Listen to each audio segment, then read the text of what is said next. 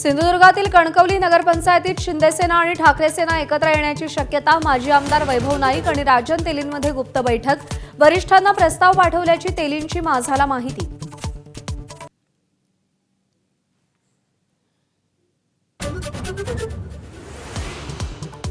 मुंढवा जमीन व्यवहारानंतर उपमुख्यमंत्री अजित पवारांच्या राजीनाम्यासाठी दबाव वाढला। अंबादास दानवे, विजय वडेट्टीवार, एकनाथ खडसे, अंजली दमानियांकडून राजीनाम्याची मागणी। सरकार पार्थ पवारांना पाठीशी घालत असल्याचा आरोप। 1% भागीदारी असलेल्या दिग्विजय पाटलांवर गुन्हा, मात्र 99% भागीदारी असलेल्या पार्थ पवारांवर गुन्हा नाही। मुंढवा पोलिसांच्या अजब कारवाईने भुवया उंचावल्या।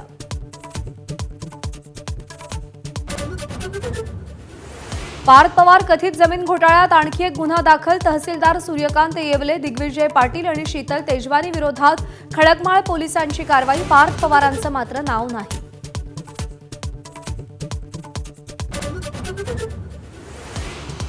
मुंब्रा अपघात प्रकरणी अभियंत्यावरील कारवाईमुळे रेल्वे कर्मचाऱ्यांचं आंदोलन। अचानक सुरू झालेल्या लोकलनं रुळावरून जाणाऱ्या प्रवाशांना उडवलं।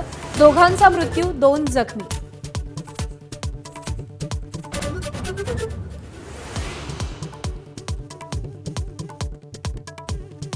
मुंब्र्यातील रेल्वे अपघात प्रकरणात सदोष मनुष्यवधाचा गुन्हा दाखल झालेल्या 2 अभियंत्यांच्या अर्जावर आज सुनावणी। अटकेपासून बचावासाठी दोघांचा कोर्टात अर्ज।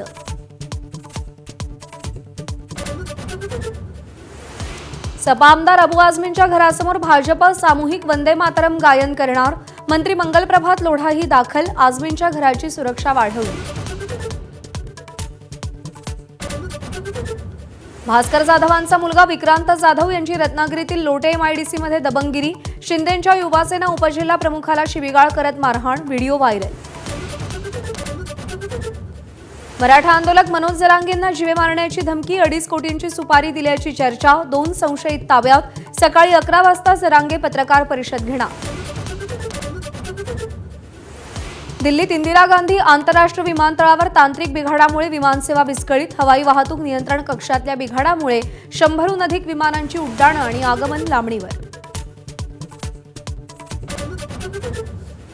नाशिकच्या लोहशिंगवे गावात बिबट्याच्या हल्ल्यात तरुणाचा मृत्यू। संपूर्ण परिसरात दहशत। तात्काळ बिबट्याचा बंदोबस्त करण्याची मागणी।